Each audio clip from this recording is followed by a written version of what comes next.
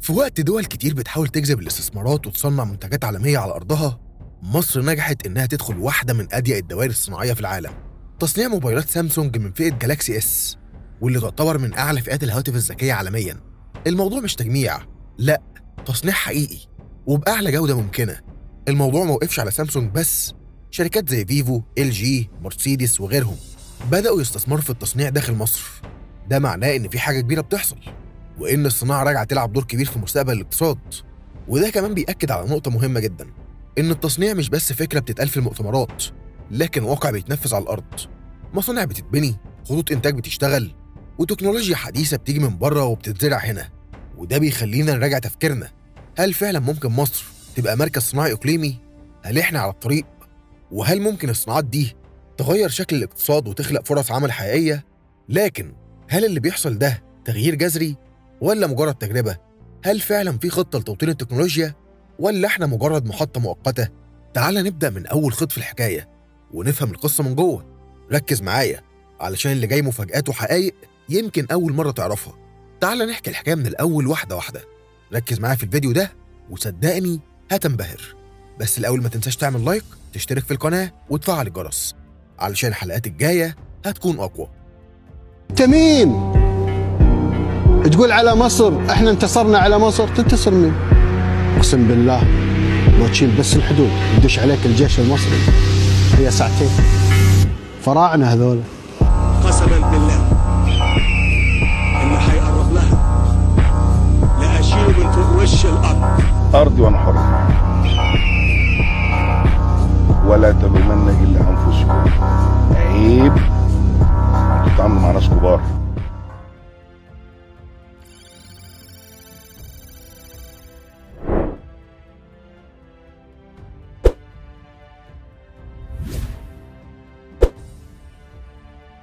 القصة بدأت من مفاوضات سرية بين الحكومة المصرية وسامسونج استمرت سنتين.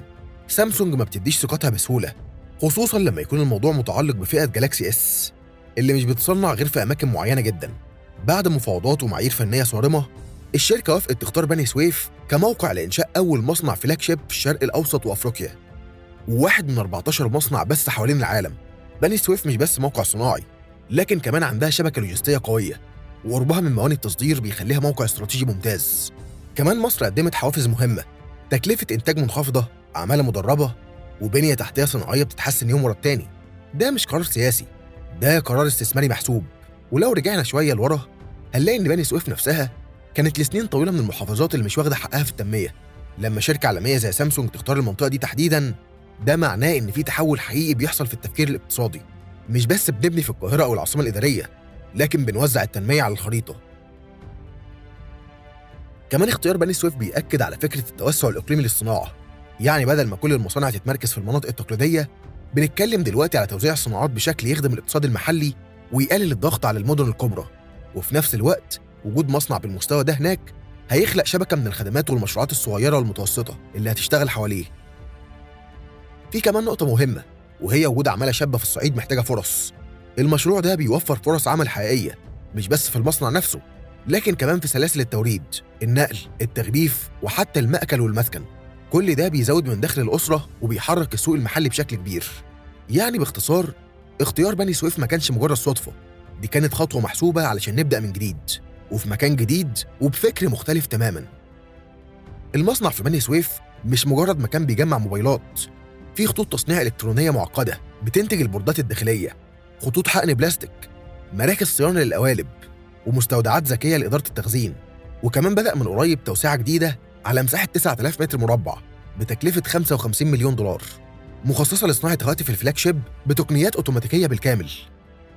الماكينات هناك هتشتغل بدون تدخل بشري وفقاً لمعايير الجودة اللي سامسونج بتطبقها في كوريا. المهندسين هناك بعضهم اتدرب في كوريا قبل ما يشتغل، وفي كمان تعاون مع جامعات مصرية علشان يدربوا الطلبة على أحدث خطوط الإنتاج. واللي أهم من كل ده، المصنع بيتجه إنه يبقى مركز تطوير مش بس تصنيع. يعني البحث والتطوير D&R هيبقى جزء من الشغل جوه مصر. لكن سامسونج مش لوحدها، شركات تانية بدأت تدخل السوق الصناعي المصري بقوة. فيفو الصينية بتجهز مصنع لهواتفها بقدرة إنتاجية 2 مليون وحدة في السنة. شركات الأجهزة المنزلية زي LG وتوشيبا العربي عندها وجود كبير وممتد، وكمان في قفزة ملحوظة في مجال الإلكترونيات الدقيقة زي تصنيع الدوائر والحساسات. ومن الحاجات اللي بتأكد قوة المصنع هو اعتماده الكامل على منظومة إنتاج ذكية. يعني مثلا نظام المراقبة في المصنع مربوط مباشرة بسير الإنتاج، ولو حصل أي خلل في خط معين بيتم وقفه تلقائيا لحد ما يتم فحصه من مهندس مسؤول. كمان عندهم أنظمة تتبع بتراقب كل قطعة بتتصنع وبتخزن بياناتها كاملة من أول المكونات لحد اختبار الجودة. ده غير إن في تدريب مستمر للعاملين مش بس مرة واحدة وخلاص. سامسونج بتمشي بنظام تدريبي دوري بيضمن إن كل واحد في المصنع دايماً متابع لأحدث الأساليب والتقنيات. ده بيخلق بيها صناعية حقيقية فيها التزام واحتراف. الأهم كمان إن شركات السيارات دخلت السباق. مرسيدس بنز رجعت بخط إنتاج في العين السخنة، وده بيفتح أفق كبير لصناعات تكميلية زي قطع الغيار والتجميع المحلي للسيارات الكهربائية. الفايدة مش بس في وجود مصنع، لأ، دي بداية لتغيير شكل الصناعة. المصنع بيصدر 90% من إنتاجه، وده بيدخل عملة صعبة وبيفتح أسواق جديدة لمصر في أفريقيا والخليج وأوروبا. الطاقة الإنتاجية 6 مليون وحدة في السنة، بس كمان المصنع بيخلق فرص شغل مباشرة وغير مباشرة في النقل، في الصيانة، في التغليف، وفي الخدمات اللي حوالين المصنع. كمان بينقل خبرات ومهارات جديدة للمصريين من أول الفنيين لحد المهندسين. ولما الشركات العالمية تشوف سامسونج شغالة هنا، ده بيبعت رسالة ثقة قوية إن مصر جاهزة تستقبل تكنولوجيا من أعلى مستوى. وكل ما يزيد عدد المصانع كل ما تقوى سلاسل التوريد المحلية، وده بيشجع شركات صغيرة ومتوسطة تدخل السوق كموردين، وده بيخلق فرص تانية ضخمة للنمو. كمان وجود المصنع بالشكل ده بيحط مصر على خريطة التنافس الصناعي العالمي، خصوصاً في مجال الإلكترونيات اللي بقى هو المحرك الأساسي لاقتصاد المستقبل. كل الدول دلوقتي بتسابق الزمن علشان توطن صناعاتها الرقمية، سواء في الموبايلات أو الشاشات أو حتى السيارات الكهربائية، وده بيخلي أي خطوة في الاتجاه ده ليها وزن اقتصادي واستراتيجي كبير. بالإضافة لكده المصنع بيخلق بيئة تشجع الابتكار المحلي. يعني لما يبقى في مصنع كبير طبيعي تلاقي حواليه شركات ناشئة بتحاول تطور تطبيقات وبرمجيات أو حلول ذكية تخدم خط الإنتاج. ده بيحول المصنع من كيان منفصل لكيان بيغذي بيئة متكاملة. ده غير الفايدة اللي هتظهر على التعليم الفني. لما يبقى في طلب على مهارات معينة، المدارس الفنية والمعاهد هتبدأ تطور مناهجها وتربطها فعلياً بسوق العمل، وده في حد ذاته تطور كبير جداً كان غايب عننا سنين. الصناعة مش هتكمل من غير برمجيات، والسوق بيتجه لتقنيات بتدمج بين الهاردوير والسوفت وير. عشان كده الدولة بدأت تطلق مبادرات ضخمة لتدريب الشباب في مجالات البرمجة والتعهيد وتحليل البيانات. المبادرات ماشية على 3 مستويات: 4 شهور تدريب أساسي، 9 شهور تدريب متقدم، وماجستير مهني 2 سنين. الهدف إن الشباب يشتغلوا أونلاين ويكسبوا بالدولار. لو 1,000,000 شاب بيشتغلوا كده ممكن نجيب دخل سنوي ضخم من غير ما حد يسافر. بس ده محتاج تعليم مختلف ووعي رقمي من الأسر وتدريب حقيقي مش نظري. الهند عملت كده من سنين، ومصر بدأت تمشي في نفس السكة، بس محتاجين سرعة وانتشار أكتر خصوصاً في المحافظات. البرمجة دلوقتي مش بس شغل تقني، دي بقت مكون أساسي في أي اقتصاد حديث. الصناعات كلها دلوقتي معتمدة على البرمجة، سواء في تشغيل خطوط الإنتاج أو التحكم في الجودة أو حتى في التسويق والتوزيع، وده بيخلي المهارات الرقمية من أهم استثمارات الدولة في البشر. كمان مبادرات البرمجة اللي الدولة أطلقتها بدأت توصل فعلياً للشباب. في معامل تم تجهيزها في الكلية الحربية القديمة، ومعسكرات تدريب بدأت بالفعل، وتم اختيار دفعات على مراحل بحيث اللي يتخرج يكون عنده كفاءة حقيقية لسوق العمل العالمي مش المحلي بس. وفي شركات مصرية بدأت تاخد مشاريع تعهيد أوت سورسنج من أوروبا والخليج وأمريكا.